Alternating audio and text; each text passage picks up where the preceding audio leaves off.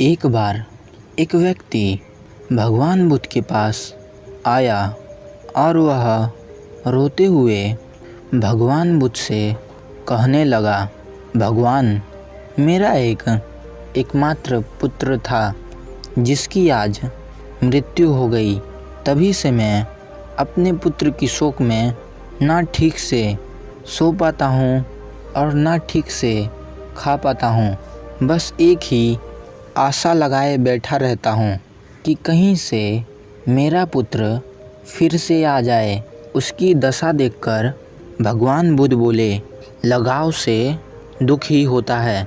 फिर उस व्यक्ति ने भगवान बुद्ध की इस बात पर असहमति जताते हुए कहा, आप गलत हैं। किसी चीज़ से लगाव रखने पर कष्ट नहीं हो सकता।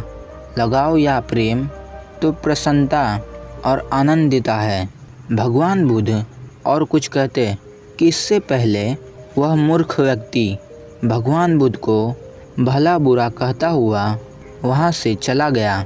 उस व्यक्ति ने यह बात पूरे नगर में फैला दी कि भगवान बुद्ध गलत कहते हैं, वह गलत ज्ञान देते हैं। जब यह बात उस नगर के राजा तक पहुंची तो उन्होंने भगवान बुद्ध और उस व्यक्ति के बीच हुई बातचीत को रानी के समक्ष रखते हुए कहते हैं, रानी, लगता है भगवान बुद्ध ही गलत है। भला किसी व्यक्ति या वस्तु से लगाव या प्रेम करने से दुख कैसे हो सकता है। उस रानी को भगवान बुद्ध की बात का पूरा ज्ञान था, इसलिए उन्होंने उस राजा को भगवान बुद्ध सही है यह साबित करने के लिए दो घटना सुनाई। रानी ने कहा, महाराज, हाल ही में कुछ दिनों पहले एक माँ की मृत्यु हो गई और माँ की मृत्यु के कारण उसका बेटा पागल हो गया।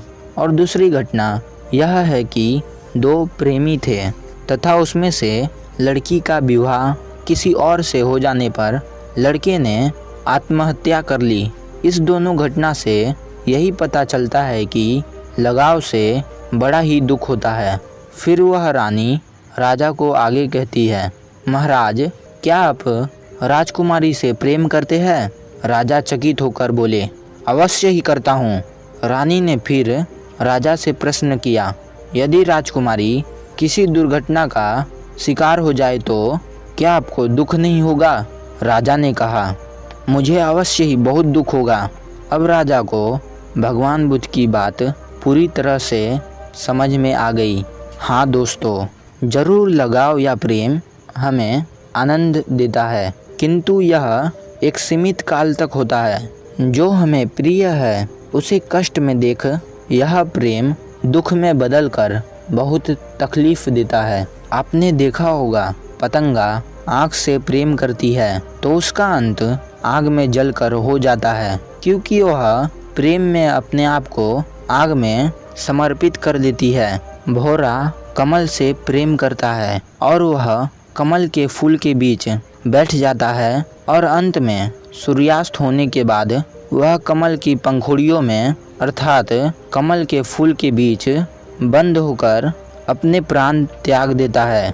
हिरन संगीत के नाद से प्रेम करता है और वह नाद सुनकर उसी स्थान पर खड़ा हो जाता है, जिसके कारण वह शिकारियों के हाथों मारा जाता है। नहीं तो वह भागता रहता तो शिकारियों के पकड़ में नहीं आता।